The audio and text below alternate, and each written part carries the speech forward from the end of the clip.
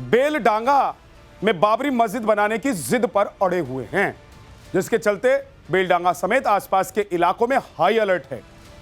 जगह जगह पुलिस तैनात की गई है और बड़ी संख्या में लोग मस्जिद निर्माण की सामग्री लेकर बेलडांगा पहुंच रहे हैं। लेकिन बड़ी बात यह है कि जिस टीएमसी ने बाबरी मस्जिद निर्माण को शर्मिंदगी भरा कदम बताते हुए हुमायूं कबीर को पार्टी से निकाल दिया, आज उसी राज्य की प्रशासन बेपरवाह दिखाई दे रही है और हुमायूं बेरोक टोक वो सब कुछ कर रहे हैं जो उन्होंने कहा था, जिससे हिंदुओं की भावनाएं आहत हो रही हैं। ऐसे में बड़ा सवाल यह है कि आखिर हिंदुस्तान की जमीन पर आक्रांताओं के नाम पर मस्जिदें क्यों बनाई जा रही हैं? आक्रांताओं का गुणगान करने से किसे सियासी फायदा होगा और क्या किसी को कुछ हासिल हो जाएगा? जिस बाबरी निर्माण से ममता की पार्टी को शर्मिंदगी हुई, ममता बनर्जी हुमायूं कबीर के पार्टी से निकालने के बाद खुद कह चुकी हैं कि वो या फिर मुर्शिदाबाद के लोग नहीं चाहते हैं कि वहां दंगा हो। फिर सवाल यह है कि जिस मस्जिद के नाम पर ममता को दंगे का डर सता रहा था, आज वही ममता दीदी और उनकी सरकार बाबरी मस्जिद के लिए जुट रही भीड़ को रोक क्यों नहीं रही? आक्रांताओं के गुणगान पर चुप्पी क्यों साधे हुए हैं तमाम लोग? आज इसी पर डिबेट करेंगे, लेकिन सबसे पहले ये रिपोर्ट।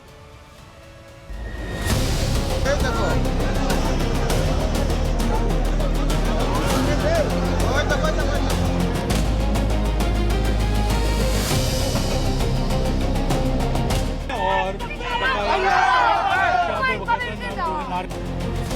6 दिसंबर, ये वही तारीख है जब आज से 33 साल पहले अयोध्या में कार सेवा की गई थी। 6 दिसंबर यानी आज वही तारीख है, लेकिन मंसूबा नया है। पश्चिम बंगाल के एक नेता ने मुगल आक्रांता बाबर के नाम पर मस्जिद बनाने की जिद ठान रखी है। बाबरी के सपोर्ट में समुदाय विशेष के लोगों की भीड़ उमड़ रही है। अत्याचारी आक्रांता के नाम पर बनने वाली मस्जिद के लोग सिर पर ईंट उठाकर उस जगह पहुंच रहे हैं जहां इमारत की नींव रखी जानी है। बड़ा एक मंच बनाया गया है। इस मंच के ऊपर जो तमाम लोग बाहर से आ रहे हैं, जो गेस्ट हैं, जो वीवीआईपीज हैं, जिनको बुलाया गया है आज के कार्यक्रम के लिए, वो सारे लोग यहाँ पर इसी मंच पे मौजूद रहेंगे। और ये जो मंच आप देख रहे हैं, ये बहुत बड़ा एक मंच बनाया गया है और इसी मंच के ऊपर वो तमाम लोग जो है वो आज बैठेंगे। यहाँ देखेंगे आप जो बाकायदा पोस्टर जो है यहाँ पे पीछे, वो भी यहाँ पे बैकड्रॉप पे लगाया गया है। Foundation stone laying of the Babri Masjid organised by West Bengal Islamic Foundation of India, chief organiser Humayun Kabir.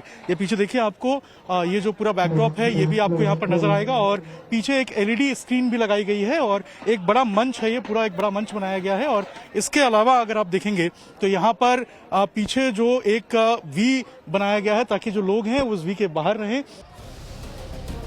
आक्रांता के नाम पर इमारत के ख्वाब पालने वाली की सोच को क्या कहा जाए? क्या ये सोच उसी तरह के कट्टरपंथ की है जो बाबर की थी?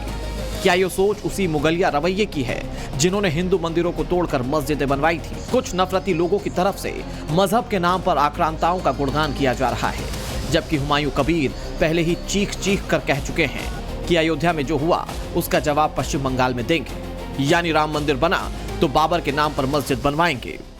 कोई बात नहीं, आज का काम है मेरा बाबरी मस्जिद का।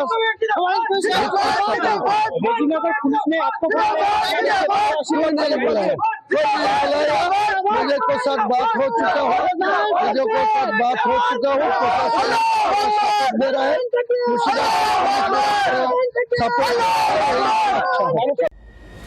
ईंटें आ रही हैं, सरिया आ रहे हैं, भीड़ जुट रही है और ममता बनर्जी की पुलिस खड़ी होकर तमाशा देख रही है। पूरे इलाके को छावनी में तब्दील कर दिया जा चुका है, लेकिन सवाल यह कि छावनी बनाने की जरूरत पड़ी ही क्यों? जिस शख्स को खुद मुख्यमंत्री ममता बनर्जी ने अपनी पार्टी से निलंबित कर दिया, उसे हिंदुओं को खुलेआम अपमानित करने की छूट कैसे मिल गई? वैसे तो देश में हर धर्म को अपनी आस्था का अधिकार है, लेकिन मजहब के नाम पर उकसाने की इजाजत किसी को नहीं। मगर हुमायूं कबीर के कार्यक्रम में सब कुछ हुआ। बाबरी मस्जिद की नींव रखने के दौरान धार्मिक नारेबाजी हुई, उकसाने वाले बयान दिए गए, सामाजिक एकता को तार तार कर देने वाली तकरीरें भी की गईं। बाबरी मस्जिद है ही नहीं, उसका शहीदी दिवस है। कुछ लोग शहीदी दिवस मनाते हैं और नया राजनीति चमकाने के लिए हुमायूं कबीर जैसे नेता और मुस्लिम वोट के लिए सब कर रहे हैं। आपस में टीएमसी का लड़ाई है। कई बार सस्पेंड हुए हैं, कर रहे हैं। उनका अच्छा रहेगा कि सब पार्टी में जा चुके हैं, नया पार्टी बना करके लड़े। और बंगाल में मुसलमानों के साथ जो अत्याचार हो रहा है, यहाँ जो गरीबी है, पिछड़ापन है मुसलमानों का, उनसे उन लोगों को उद्धार करें। टीएमसी के नेता के नाते बाबरी मस्जिद के निर्माण की घोषणा की थी। जब पब्लिक का दबाव हुआ तो उसको बाहर कर दिया।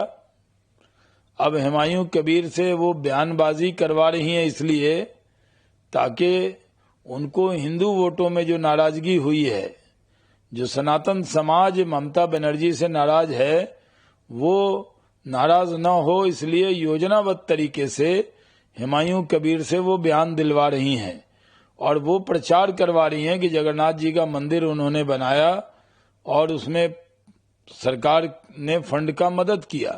तो स्क्रिप्ट जो हुमायूं कबीर बोल रहे हैं, कर रहे हैं, वो सब टीएमसी ऑफिस से उसको मिलता है, वही वो बोल रहा है। हिंदुस्तान की जमीन पर मंदिरें हैं, मस्जिदें भी हैं, गिरजाघर हैं और गुरुद्वारे भी हैं और सब के सब भारतीय हैं। लेकिन देश की इस मिट्टी पर आक्रांताओं के नाम पर मस्जिद क्यों? क्या हुमायूं कबीर नफरती एजेंडा चला रहे हैं या सियासी फायदे के लिए मुस्लिमों की भावनाओं को भड़काने की कोशिश की जा रही है? वो पूरे देश में इस तरह का नफरत अंगेज बयान दे करके एक राजनीतिक क्रेडिट लेने के लिए निजी तौर पर वो इस तरह का काम कर रहे हैं। ये काम ना तो इस्लाम के नजरिए से सही है और ना ही भारतीय संविधान के दृष्टि में ठीक है। कहीं ना कहीं ममता बनर्जी जी को सद्बुद्धि थोड़ा बहुत आ गया है। और मैंने हनुमान जी से दर्शन गया था करने और प्रार्थना भी किया था कि ममता बनर्जी जी को सद्बुद्धि आ जाना चाहिए, क्योंकि ऐसे लोगों को विधायक नहीं बनाना चाहिए तो देश के गद्दारों के बाबरी मस्जिद शिलान्यास के लिए कहे। हुमायूं कबीर जो हैं अब तो टीएमसी के पार्टी में भी नहीं है और ममता बनर्जी जी ने अपने पार्टी से बाहर कर दिए हैं। तभी वो जिद कर रहे हैं कि हम आज ही, जो 6 दिसंबर आज है, इसी 6 दिसंबर को वो बाबरी मस्जिद का इच्छा वो जागृत कर रहे हैं। उनसे कहना चाहता हूं कि जो बाबर का नाम लेगा उसको बाबर के पास पहुंचा दिया जाएगा। पश्चिम बंगाल का मुर्शिदाबाद बेहद संवेदनशील है, जबकि बाबरी के नाम पर जो माहौल बनाया जा रहा है, टीएमसी चाहकर भी खुद को उससे अलग नहीं कर सकती, क्योंकि ममता की सियासत बंगाल के मुसलमानों से जुड़ी है। ऐसे में दीदी खामोश हैं, उनकी नजरें हर एक हलचल को देख रही हैं। लेकिन बड़ा सवाल यह है कि आखिर जिस देश में सदियों से मस्जिदें खड़ी हैं, वहां बाबर के नाम पर मस्जिद बनाने की जिद क्यों? जिस आक्रांता ने हिंदुओं का खून बहाया, उससे इतना प्यार क्यों? Bureau report, times now, Navbharat.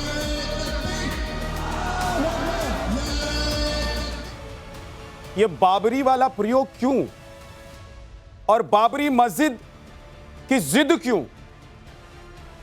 Hindu भावनाओं को क्या भड़काने, आहत करने की कोशिश हो रही है? क्या राजनीतिक फायदा उठाने की कोशिश हो रही है?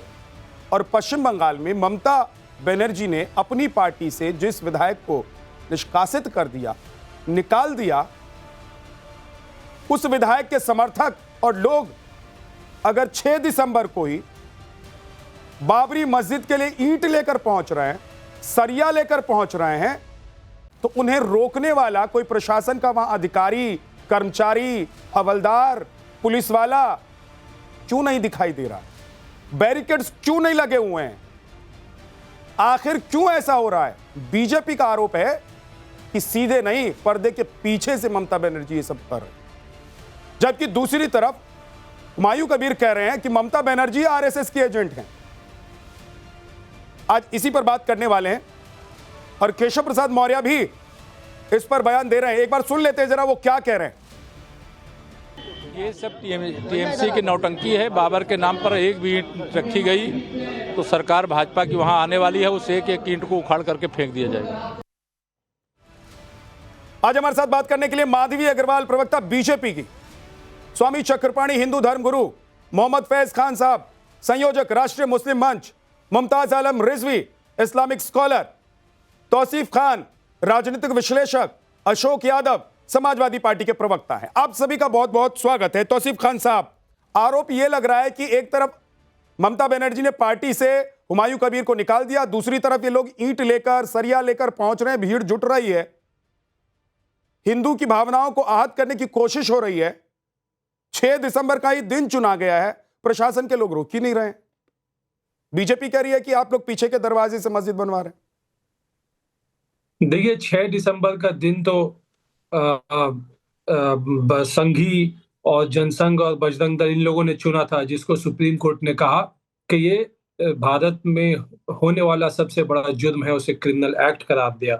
खैर, ये बीजेपी का दिन है कि इतने साल के बावजूद 2026 में भी देश आगे जाने के बजाय पीछे जा रहा है। हिंदू, मुस्लिम और मंदिर और मस्जिद में आज भी उलझा हुआ है। ममता बनर्जी 6 दिसंबर को सद्भावना दिवस सन 1992 से मनाती आ रही हैं।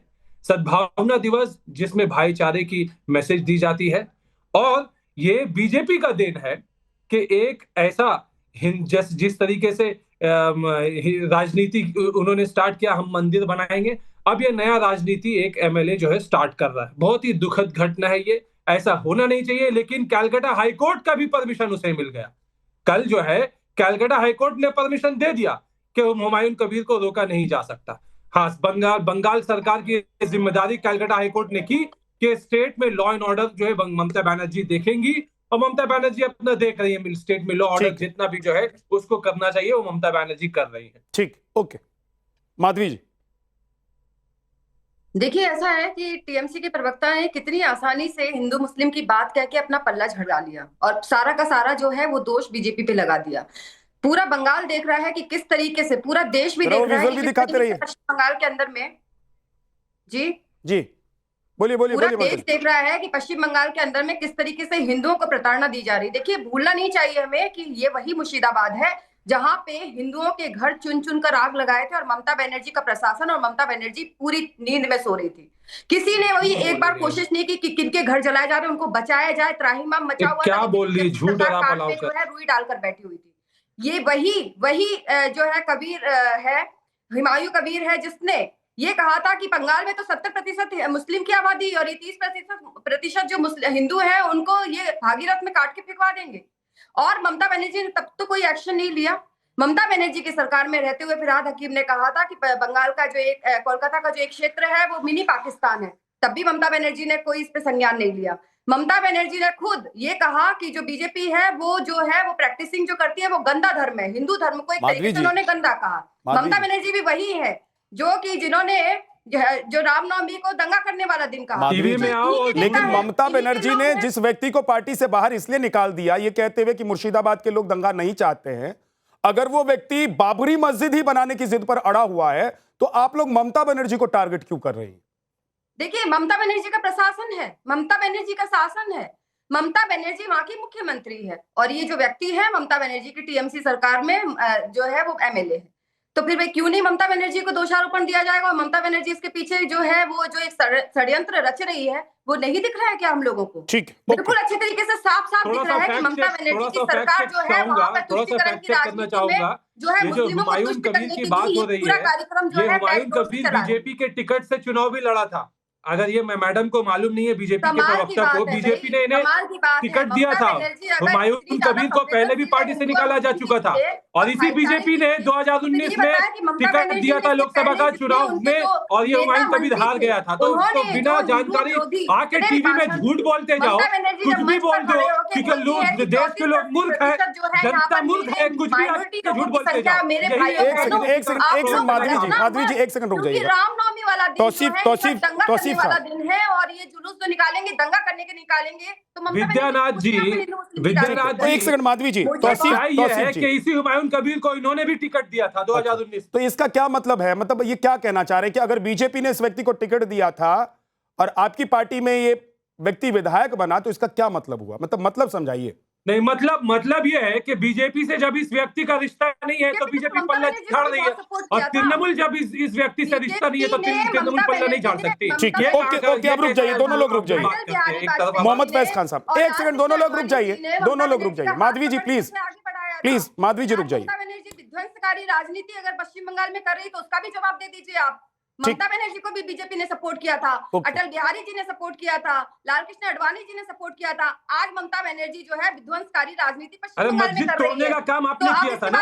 6 दिसंबर को बीजेपी ने पावर मिलने के बाद, एमएलए बनने के बाद, अगर पश्चिम बंगाल में मंदिर मस्जिद का पश्चिम बंगाल के अंदर में आपका एमएलए अगर जो है वो अगर बाबरी मस्जिद बनाने की कोशिश कर रहा है तो व्यक्ति है जो कह रहा है मस्जिद बनाएगा। सवाल ये देखिए, हुमायूं कबीर चाहे बीजेपी में रहा हो, बीजेपी के टिकट पर चुनाव लड़ा हो, आपकी पार्टी में विधायक बन गया हो और आपकी पार्टी ने उसे बाहर निकाल दिया हो, ठीक बात है। लेकिन सवाल यह है कि आज जो भीड़ पहुंच रही है, प्रशासन कहां है? सरकार अगर चाहे तो लोगों की भावना भड़काने वाली इस भीड़ को या इन लोगों को क्या सरकार रोक नहीं सकती है? क्या सरकार ये नहीं पूछ सकती? ठीक बात है sir, Calcutta high court sir high court का आदेश तो इस बात का है ना कि आप मस्जिद बना सकते हैं, लेकिन आप बाबरी मस्जिद बनाएंगे और लोगों की भावनाएं भड़काएंगे, ये तो कोर्ट ने नहीं कहा ना। हाईकोर्ट का आदेश है कि बंगाल सरकार जो है इस पुलिस बंदोबस्त करेगी। ठीक है, बंगाल मोहम्मद फैज खान साहब, बंदोबस्त करके एक सवाल तो ये कि और भड़काने का काम बीजेपी को छूट मिला हुआ है। Okay sir, okay, Tauseef Khan साहब रुक जाइए एक सेकंड। एक सवाल यह कि मस्जिद बनाने से किसी को कोई एतराज है ही नहीं। मस्जिद तो चाहे जितने बना लीजिए आप, उसमें किसी को कोई दिक्कत नहीं है। क्या ये बाबरी वाला प्रयोग है या फिर ये एक सियासी रोग इसको आप कह लीजिए, या आप कहिए कि ये ऐसा रोग है जो मुगलिया काल से चला आ रहा है और कुछ लोग उस रोग से अभी भी ग्रसित हैं? बिस्मिल्लाहिर्रहमानिर्रहीम, रब्बिश रहली सदरी व यस्सिरली अमरी वहलुल उक़दतम मिन लिसानी यफ़क़हू क़ौली। बिरादरान हिंद, अस्सलाम वालेकुम रहमतुल्लाहि व बरकातहू। विद्यानाथ भैया प्रणाम करता हूँ, जय श्री राम करता हूँ आपको। बहुत विद्या की विजडम की बात करते हैं आप, बहुत मैं आपकी तारीफ भी करता रहता हूँ और विद्या की और विजडम की बात तो एक सेकंड बस रोक ले रहा हूँ आपको, एक सेकंड। ये देखिए बड़ी खबर आ गई है, मुर्शिदाबाद में बाबरी मस्जिद का शिलान्यास कर दिया गया।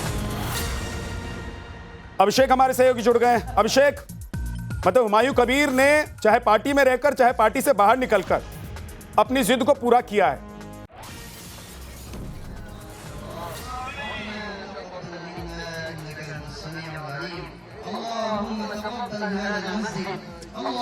देखिए, अब से कुछ देर पहले ही जो है वो हुमायूं कबीर ने शिलान्यास जो है वो यहाँ पर किया है और आप मंच के ऊपर देख रहे हैं हुमायूं कबीर मौजूद है।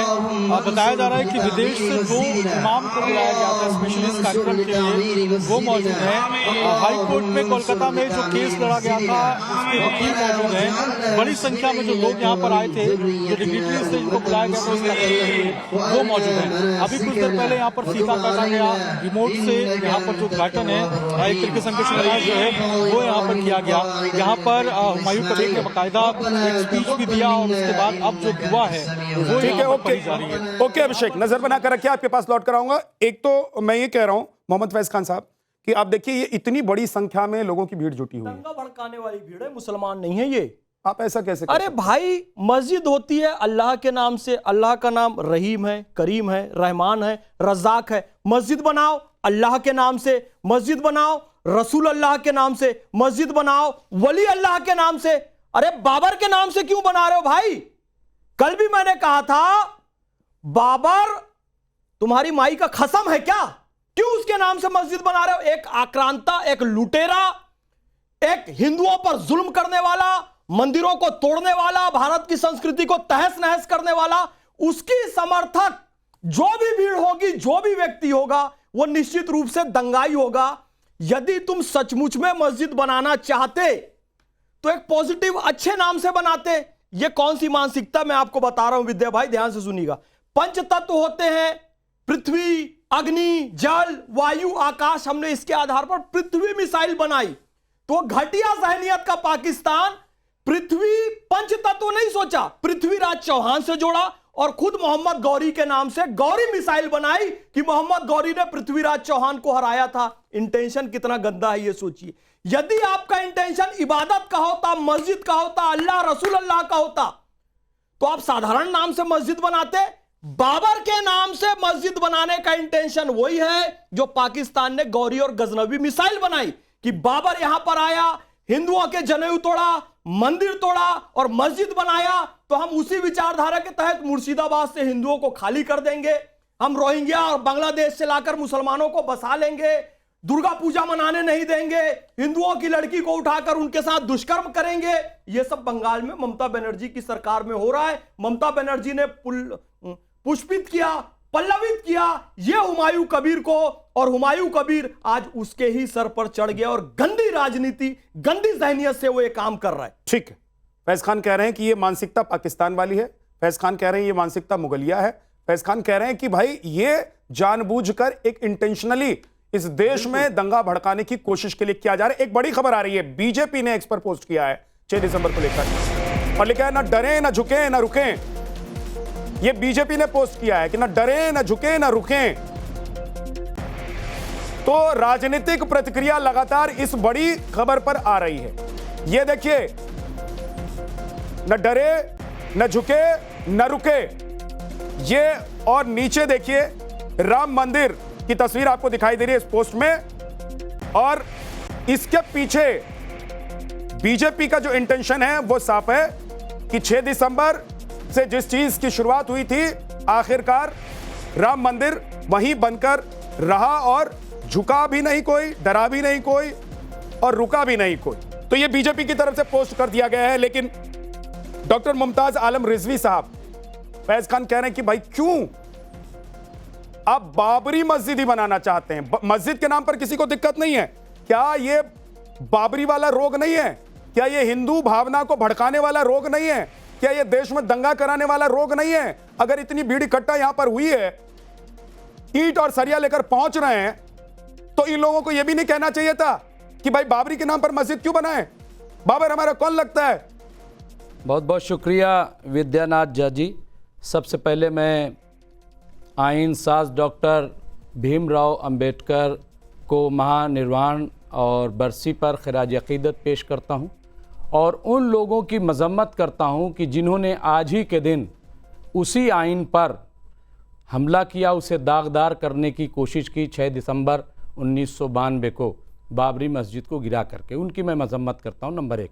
नंबर 2 की अभी फैज साहब बोल रहे थे, वो मैं सुन रहा था। बाबर चला गया, इनकी जबान, एक मिनट रुक जाइए, एक मिनट देखिए, उसका रोग कब तक पाले बैठेंगे? हम नहीं पाल रहे हैं उसको। क्रिमिनल ऑफेंस सुप्रीम कोर्ट ने करार दिया है, और अगर किसी ऑर्डर से, अगर सुप्रीम कोर्ट ने कहा था कि जाके गिरा दो, अगर गिरा दी जाती मैं कभी नहीं कहता, लेकिन वो गैर कानूनी तरीके से आइन पर बहुत बड़ा हमला था और सरकार बीजेपी की थी जिसने बाकायदा हलफनामा सुप्रीम कोर्ट में दिया तो था। बात निकल गई, आज पर आइए ना। मैं आज ये क्या है? ये क्या है मुझे ये बताइए ना, ये क्या है? मैं आज पे आ रहा हूं। अभी फैज साहब बोल रहे थे और कसम और पता नहीं, क्योंकि आजकल इनकी जबान में लगाम ही नहीं रहेगी कि इसको क्या कहना है, इनको पता ही नहीं चल रहा है। इतना ज्यादा ये पता नहीं किस बात के नशे में है, मुझे नहीं पता। लेकिन ये वही फैज खान है जो बाबा बागेश्वर धाम की यात्रा में जाते हैं, जो हिंदू राष्ट्र बनाने की बात करते हैं। हम कह रहे हैं कि पूरा देश आज इनको, हुमायूं कबीर के एजेंडे को नकार चुका है। मुसलमान देश का कहा है कि सब सियासी एजेंडा है और इसके पीछे ममता नहीं बीजेपी खड़ी। आज मैंने इस पे पूरा एक मजमून लिखा है और ये मेरा दावा है। मैंने बहुत पहले कहा था कि नई पार्टी ये बनाएंगे, और आज मैंने और इस पे लिखा है कि अब मगरबी बंगाल में बीजेपी की सरकार बनने से कोई नहीं रोक सकता। अब मैं आ रहा हूं, ये जो बात कर रहे थे हमारे, आप बताइए बाबरी मस्जिद, क्या जब सुप्रीम कोर्ट का फैसला आया था तो क्या सुप्रीम कोर्ट ने ये लिखा था कहीं पे कि आप दूसरी मस्जिद इस नाम से नहीं बना सकते? कहीं लिखा था क्या? नहीं। लेकिन एक मिनट, लेकिन मैं आ रहा हूं, मैं आइन की बात कर रहा हूं, मैं संविधान की बात कर रहा हूं, मैं डॉक्टर भीमराव अंबेडकर जी को याद करते हुए ये बात कर रहा हूं। लेकिन क्या हिंदू राष्ट्र बनाना वो असंवैधानिक नहीं है? उसका जिक्र करना, यात्रा निकालना, आप तो उसमें शामिल हो गए। आपको तो रोकना चाहिए था कि क्या कर रहे हो। उसी में देवकी नंदन ठाकुर आते हैं और ऐलान करते हैं कि जो 6 दिसंबर को हमने किया था चलो मथुरा में करें। आप बताइए ये क्या था? क्या किसी ने रोका? क्या किसी ने टोका? क्या ये गैर कानूनी नहीं है? वो गैर कानूनी नहीं है जो हुमायूं कबीर कर रहे हैं, लेकिन यह गैर कानूनी था जो यहाँ पे बाबा बागेश्वर धाम कर रहे थे, जो देवकी नंदन ठाकुर कर रहे थे। हिंदू राज बनाना बाबा बागेश्वर ने नहीं हिंदू महात्मा गांधी को मानते हैं। महात्मा गांधी ने राम राज की बात की। अगर तुमको हिंदू राज और राम से आपत्ति है, महात्मा गांधी की समाधि में लिखा हुआ है राम मिटा दो। हिंदू राज उन्होंने जो राम जी का भजन गाया, जो राम राज की बात की, वो समाप्त कर दो। नहीं करूंगा। आप और ये भी लोगों साबित ने करो इस्लामिक कि ले लिया और इस देश का हिंदू राम का नाम अगर ये ले लिया। साबित कर दोगे, आज के बाद मैं डिबेट नहीं करूंगा। आज के बाद मैं डिबेट नहीं करूंगा। मैं क्या कह रहा हूं, मैं कह रहा हूं, मैं क्या कह रहा हूं, मैं संविधान की बात कर रहा हूं। मैं सिर्फ संविधान की बात कर रहा हूं। मैं संविधान की बात कर रहा हूं। अगर संवैधानिक तौर पे ये साबित कर दो कि हुमायूं कबीर गलत कर रहा है संवैधानिक तौर पे, और अगर ये साबित कर दो एसआईआर संविधान के तहत हो रहा है ना, आप लोग उसका विरोध क्यों करते हैं? आपकी गंदी सहनियत सामने आ रही है। आज के बाद डिबेट नहीं करूंगा। ये नहीं तो तुम बंद कर दो। फिर कह रहा हूं, ये वो छिपकली है जो कीड़े मकोड़े खाकर बाबा साहब की तस्वीर के पीछे छुपना चाहती है। ना मुझे कोई लालच है। मैं वास्तविक रूप से औरंगजेब और बाबर के अनुयायी हैं। मैं संविधान छुपना चाहते हैं बाबा साहब अम्बेडकर की तस्वीर के पीछे। लेकिन हमें पता है आप कीड़े मकोड़े खाने वाली छिपकली। कोई राष्ट्रवादी नहीं है आप लोग। आज भी कह रहे हैं कि वंदे मातरम गाने वाला और इस बात मुर्दा कौन का है? आज भी वो कह रहे हैं विद्यानाथ भैया हिंदू, इस देश को छोड़कर चले जाओ, हमको हमारी इबादत का तरीका पसंद नहीं है। तो इनका आदमी है महमूद मदनी, अरशद मदनी, हिंदू को कह रहे हैं देश छोड़कर चले जाओ। अरे क्यों देश छोड़कर जाएंगे भाई? पाकिस्तान तुमने ले लिया। मैं कह रहा हूं साबित करो गजनवी की मानसिकता है, वो असंवैधानिक कौन है? हिंदू राज बनाना या बाबरी मस्जिद बनाना एक्सपोज हो चुकी है। संवैधानिक बाबर को जस्टिफाई कर रहे हैं। मैं बाबर मेरा शासक नहीं है, मुगल मेरा शासक नहीं है, मेरे शासक मोदी जी है और मेरा संविधान मेरा सबसे ऊपर है। जिसे डॉक्टर भीमराव अम्बेडकर, तुमने ठेका ले रखा है। क्यों बोलूं आपके कहने से?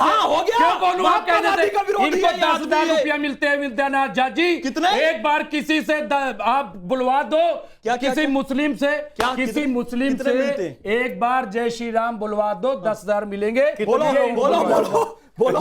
मुझे 10,000 5 तुमको दूंगा। मैं दूंगा। अरे 5 आपको दूंगा। मैं कह रहा हूं, मैं क्यों बोलो एक बार। ये तो आप लोग करते हो, मैं नहीं करता। ये बताओ, ये ठेकेदारी बात कर रहे हैं। मैं संविधान की बात करता हूं। तो दिन में एक सेकंड डॉक्टर साहब आप करो डॉक्टर साहब अच्छा तो ऐसा आपका क्यों बुलवाते हो? आपका इससे क्या होगा? राम राज आ जाएगा। क्योंकि महात्मा गांधी का राम राज आपकी जेब भरेगी।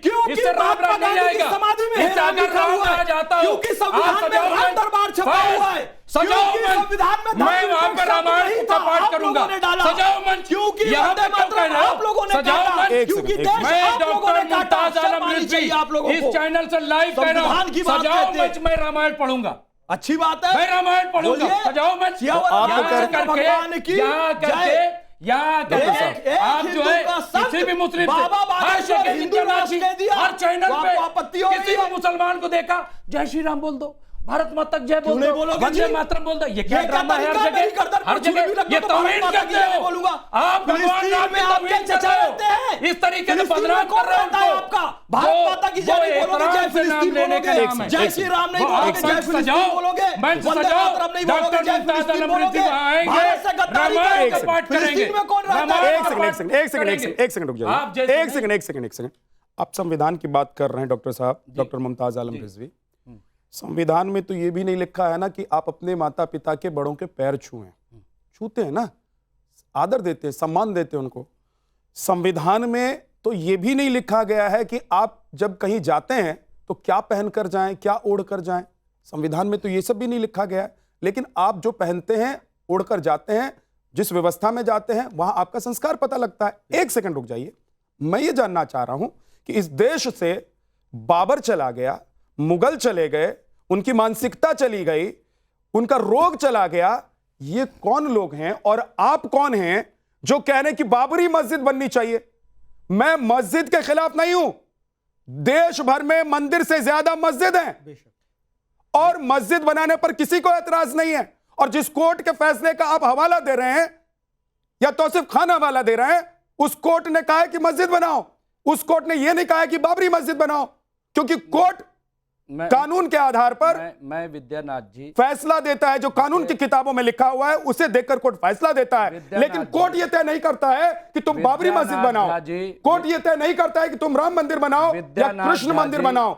विद्यानाथ झा जी, मैं आपकी बात की कद्र करता हूं, आपने बहुत अच्छी बात कही है और इसीलिए मैंने शुरू में कहा आपने गौर नहीं किया, क्योंकि आपका एजेंडा दूसरा है। मैंने कहा कि पूरे देश के मुसलमानों ने, पूरे देश के, सुन तो लीजिए देश में विद्यानाथ जी, अभी हमने आपका सुना, सुन तो लीजिए, मैं आप ही की बात बोल रहा हूं। पूरे देश ने हुमायूं कबीर के एजेंडे को खारिज कर दिया। मैंने शुरू में ही ये बात कही थी। तो मैं कह रहा हूं, संविधान उस एजेंडे को खारिज कर दिया। नहीं, मुमताज आलम रिजवी, आप उसी एजेंडे को खारिज भी कर रहे हैं और उसी एजेंडे के लिए लड़ भी रहे हैं। संविधान की इसका मतलब आप तय नहीं करते। संविधान, मैंने इतने उदाहरण खड़े रहेंगे फैज जैसे लोग, डॉक्टर मुमताज आलम रिजवी, मैंने इतने उदाहरण दे दिए भाई। संविधान में एक सेकंड रुक जाइए, स्वामी चक्रपाणी जी, स्वामी चक्रपाणी जी, एक सेकंड रुक जाइए, एक सेकंड रुक जाइए। स्वामी चक्रपाणी जी, अगर बाबरी मस्जिद बन रही है और 6 दिसंबर को ही उसका शिलान्यास कर दिया गया है, तो क्या हिंदू सेंटिमेंट हर्ट हो रहा है? नहीं, सवाल विद्यानाथ झा जी यह हिंदू और मुसलमान का भी नहीं है। यह विषय जो है एक विदेशी आक्रांता वर्सेस भारतीयता की है। जो लोग वहाँ पे आज जो है बाबरी मस्जिद के नाम से नींव रख रहे हैं, जो वहाँ पे लोग उसके समर्थन दे रहे हैं, वो निश्चित रूप से न भगवान के होंगे, न अल्लाह ताला उनको माफ़ करेगा, न कहीं भारत माता माफ़ करेगी। आओ निश्चित रूप से वो अपने ललाट पे वो कालिख पुतवा लिया, अपने मुख पे कालिख पुतवाया है और देश दुनिया में साबित हो गया कि भारतीयता पे कहीं न कहीं वो विदेशी आक्रांताओं का जो नाम लेकर के जो माला जप रहे हैं, इससे बड़ा दुर्भाग्यपूर्ण कुछ नहीं हो सकता। ये वही लोग हैं जो भारत माता की जय नहीं बोलते, वंदे मातरम नहीं बोलते। मुमताज आलम रिजवी कह रहे हैं, बाबर के स्वामी जी, मुमताज आलम रिजवी कह रहे हैं, जब आप कहते हैं हिंदू राष्ट्र तो वो ठीक होता है, जब वो बाबरी मस्जिद बनाना चाहता है तो वो गलत कैसे हो जाता है? देखिए, मुमताज रिजवी साहब जो है इस्लामिक स्कॉलर तो है, लेकिन कहीं ना कहीं कंफ्यूज है। अब वो कह रहे हैं कि राम का नाम लेने के लिए 10,000 रुपया दिया जाता है। अरे भाई, जो राम का नाम लेता है वो स्वर्ग और मोक्ष की प्राप्ति करता है, साथ में इस लोक में रहता है, तो राज्य करता है, उसको किसी चीज की कमी नहीं पड़ता। मुमताज जैसे लोगों को ठेका दिया गया है कि नाम बुलवाने के लिए भी नहीं देना पड़ता है। जो नहीं, मेरी बात सुनिए। नहीं, देखिए, आप बहुत अच्छे आदमी हैं, बहुत बड़े आदमी हैं। सुन लीजिए, मेरी सुन लीजिए। अरे सुनिए ना, आप भी अच्छे, सुन लीजिए मेरी बात। जहां तक मोहम्मद फैज खान साहब की बात है, तो इसमें कोई छिपा नहीं, वो एक राष्ट्रवादी व्यक्ति हैं, राष्ट्रवादी मुसलमान हैं, मैं राष्ट्रवादी नहीं हूं, मैं राष्ट्रवादी नहीं हूं, कह दीजिए आप। जब बाबर के साथ खड़े तो राष्ट्रवादी कैसे हो सकते हैं? डॉक्टर मुमताज आलम रिजवी, अगर आप बाबर के साथ खड़े तो राष्ट्रवादी कैसे हो सकते हैं? चकपानी महाराज जी, मैं तो कट्टर राष्ट्रवादी हूँ। बिल्कुल नहीं हो आप, मैं तो कट्टर राष्ट्रवादी हूँ। ये तो मफाद के चक्कर में तो सरकार रह चुकी मोदी जी की, इसलिए राष्ट्रवादी। आप अभी जो अपनी विचार दे रहे हैं वो कहीं ना कहीं, देखिए, आप कंफ्यूज हैं। लेकिन मोहम्मद फैज खान साहब, जब आप ये कहते हैं, एक से स्वामी चक्रपाणी जी, जब आप ये कहते हैं कि इस्लामिक स्कॉलर हैं, तो आप ये नहीं कह सकते कि ये कंफ्यूज हैं। अगर कोई व्यक्ति बौद्धिक मानसिकता, उसकी मानसिकता बौद्धिक है, अगर वो बुद्धिजीवी है, तो वो कंफ्यूज नहीं हो सकता। दो चीजें एक साथ नहीं चलती, दो चीजें एक साथ नहीं चलती। इसका मतलब है कि मुमताज आलम रिजवी जो बोल रहे हैं, सोच समझकर बोल रहे हैं। इनको पता है, एक तरफ बाबरी मस्जिद या बाबर का सपोर्ट करना है, दूसरी तरफ राष्ट्रवादी होने का दिखावा भी करना है। संविधान के खिलाफ नहीं है। समाजवादी पार्टी के प्रवक्ता के पास एक बार जाना पड़ेगा। अशोक यादव जी बहुत देर से इंतजार कर रहे हैं माफी के साथ। अशोक यादव जी, एक सेकंड रुक जाइएगा स्वामी जी। अशोक यादव जी, क्या बाबरी वाला जो प्रयोग है, जो पश्चिम बंगाल में हो रहा है, यह सचमुच में एक रोग है?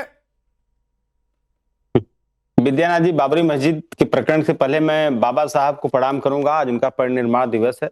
दूसरी बात, अगर आपने सवाल पूछा कि बाबरी मस्जिद ही नाम क्यों, तो इस सवाल का अगर सही जवाब कोई दे सकता है तो आरएसएस और भाजपा, क्योंकि पश्चिम बंगाल को धार्मिक नफरत का और दंगे का लेबोरेटरी बनाया है भाजपा और आरएसएस ने मिलकर के चुनाव को देखते हुए। और इस तरह के बहुत सारे स्लीपर सेल भाजपा ने पाल रखे हैं, जो विपक्ष के दलों में बनाकर रखे हैं, जो चुनाव आते हैं उनका इस्तेमाल करती है भाजपा आरएसएस। उसी तरह का ये जो विधायक वहां का है, ये भाजपा के स्लीपर सेल का एक पार्ट है, जो पश्चिम बंगाल में भाजपा के एजेंडे पे काम कर रहा है, ताकि वहां पर हिंदू मुस्लिम का एक सेंटिमेंट क्रिएट किया जाए और जो मूल मुद्दे हैं दब जाए। भाजपा का एजेंडा भी वही है।